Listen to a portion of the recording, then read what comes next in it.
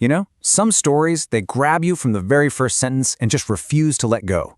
Today, we're going to look at an absolute masterclass in how to do that. The first chapter of Gary Paulsen's incredible survival novel, Hatchet. We're going to break it down piece by piece and see how this one chapter sets up one of the most compelling adventures in modern literature. But first, just imagine this. You're 13. You're in a tiny little plane, thousands of feet up in the air, flying over this endless, empty wilderness. And the person sitting next to you, the only other person on the plane, the pilot, dies. What do?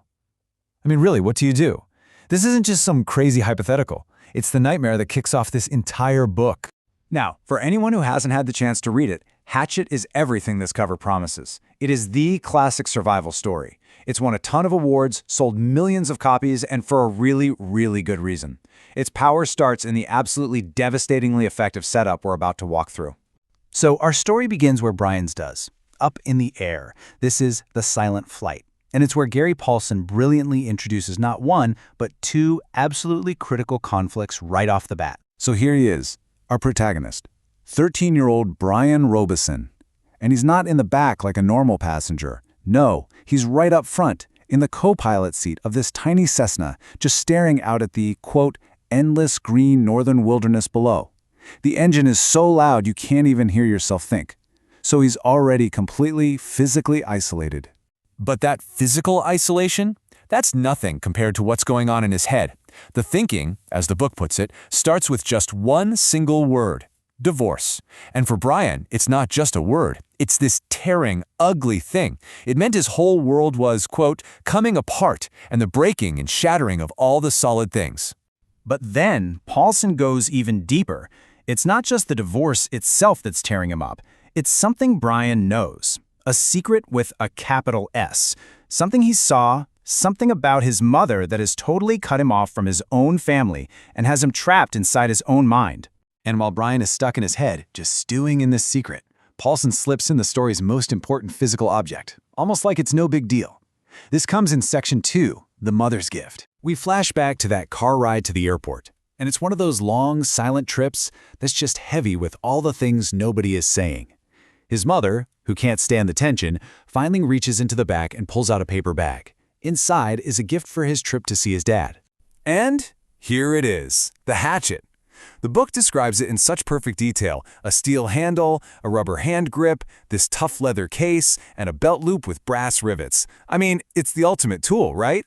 But to Brian, right then, it's just this weird, awkward thing from his mom. And the thing is, he doesn't even want it. He thinks it looks ridiculous. Hokey is the word he uses.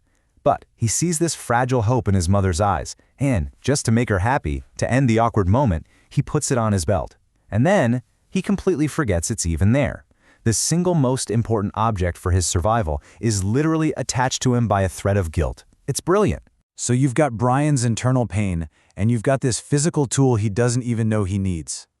That brings us to the third crucial piece of this whole setup. In Section 3, an unexpected lesson. Back in the plane, the pilot, who's a pretty quiet guy, makes this simple, kind gesture. He sees this quiet kid sitting next to him and just decides, hey, I'll show him a little something. He offers him a quick lesson on how to fly the plane, just to pass the time. And the lesson itself is so simple it's almost funny. Hands on the wheel, feet on the rudder pedals. The pilot shows him how a little turn here and a little push on the pedal there will steer the plane. It's maybe a 30-second lesson. A lesson that is about to mean the difference between life and death. And for just a moment, as Brian feels the plane actually respond to his touch, everything else just vanishes. The secret, the divorce, the burning tears in his eyes, it's all gone. He's connected to something real, something outside his own misery. It's this tiny little act of grace right before absolute horror is unleashed. And just as Brian has this brief moment of connection, his entire world shifts on its axis. Section 4. A sudden sickness. It starts small. So small you'd barely notice. The pilot takes back the controls and he kind of casually rubs his left shoulder. He mutters something about aches and pains, just chalks it up to getting older.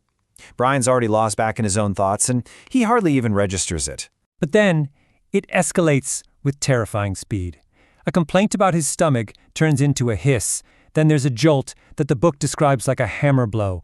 And finally, a scream that changes absolutely everything. Chest "Oh God, my chest is coming apart."